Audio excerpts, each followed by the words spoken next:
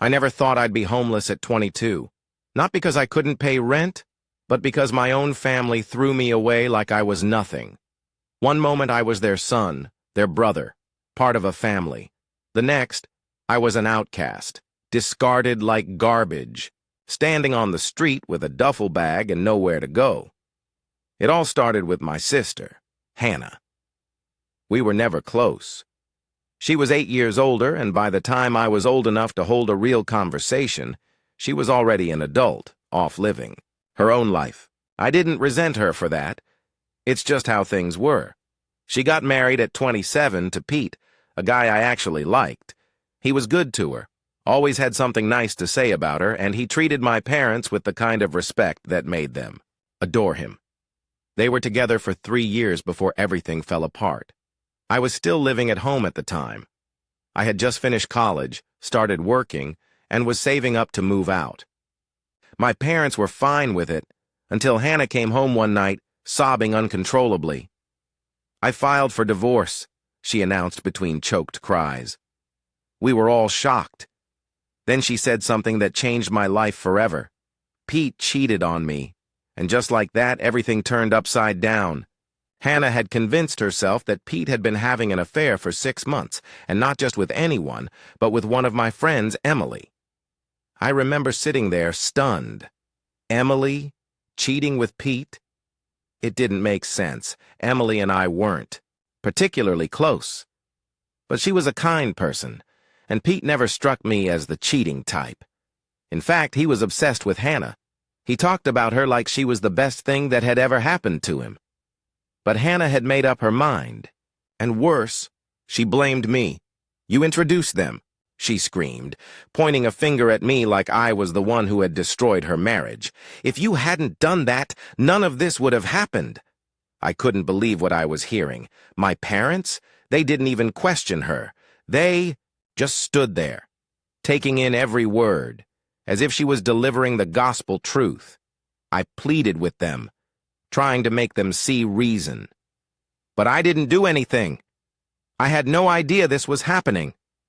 My father shook his head. "You brought her into our family, and now look at what's happened." And just like that, I was exiled. No proof, no discussion. Just Hannah's word, and my parents took it as law. They gave me 1 day to pack my things and leave. 1 day. I tried to fight it, but nothing worked. They were disgusted with me, they said. They didn't want me in their home. If I didn't leave, they would throw my things out. I packed as much as I could, but I had nowhere to go. I stood outside that night, sitting on the pavement with my bags, watching the lights from the house flicker through the curtains. I had spent my entire life in that home. Now I was nothing more than a ghost in their lives. I had a friend, luckily, who let me crash at his place until I found my own apartment. But that didn't change the fact that my entire family had cut me off. They blocked my number. They refused to answer the door when I showed up. And the one time I tried to see my mom, she threatened to call the police if I didn't leave. I tried reaching out to Pete, hoping he could at least explain his side. Blocked. For weeks, I lived in a haze of confusion and pain. I tried to understand why my own family had abandoned me so easily, why they had chosen Hannah over me without even listening to my side. Eventually, I stopped trying. I got a small apartment, focused on work, and tried to rebuild my life. Years passed. I moved into a bigger place. I met a wonderful woman, Liza, and we fell in love. Last week, I proposed to her. For the first time in 7 years, I was truly happy. And then, out of nowhere, an email changed everything. The engagement post had gone viral, at least among friends and extended acquaintances. Liza had posted a picture on Facebook, and somehow Pete saw it. A few days later, an anonymous email landed in my inbox. Subject: "I think you deserve to know the truth." I opened it and started reading. My hands shook as I scrolled through the messages, screenshots, and files attached. Pete hadn't cheated. Hannah had, with one of my friends, Frank, and she had blamed Pete for the affair, using me as a scapegoat. to get sympathy and financial support from my parents. I stared at the email for what felt like hours, my breath catching in my throat. Hannah had lied. She had destroyed my life. For 7 years, I had suffered because of a lie. And now I had the proof. Pete and I showed up at my parents' house 2 days later, unannounced. My mother opened the door, stunned. Before she could slam it shut, I stepped inside. Hannah was there. My father was there. The moment she saw Pete, her face went pale. I didn't need to say anything.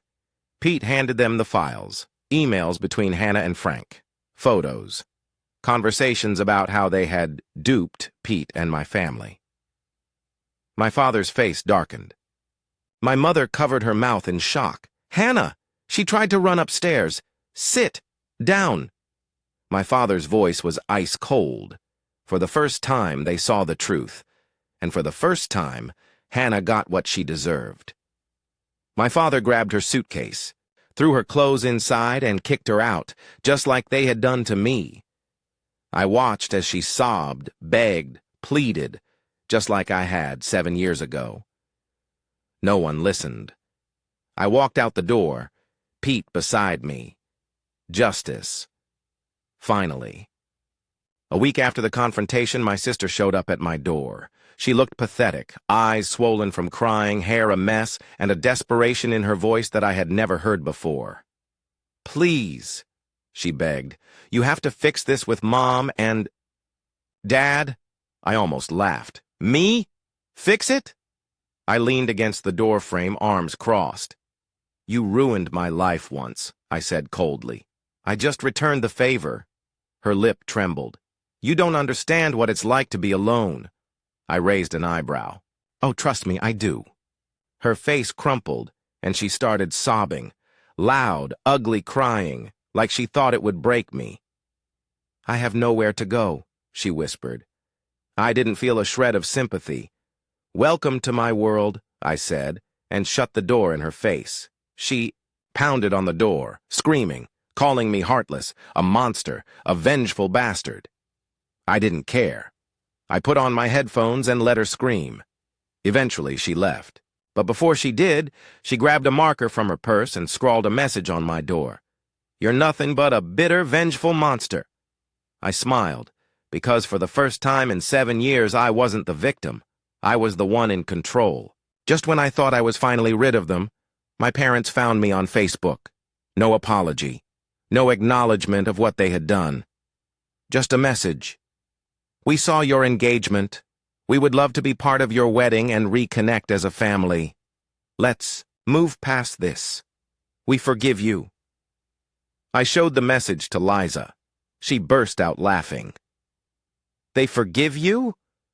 I shook my head. It was unbelievable. I could have ignored them. But instead, I replied with one last message. "You threw me out like I was nothing. I spent years thinking I had lost my family. But I didn't lose anything. You did. And now, you want to play family again? No thanks." I moved on. You should too. Then, I blocked them. For 7 years I had suffered because of their betrayal. Now, I was free. Liza was my family. And as for the people who had abandoned me, they were nothing more than ghosts. Thank you for watching if you haven't subscribed. Yet please do so and hit the notification bell to stay updated with more shocking real life stories happening around you.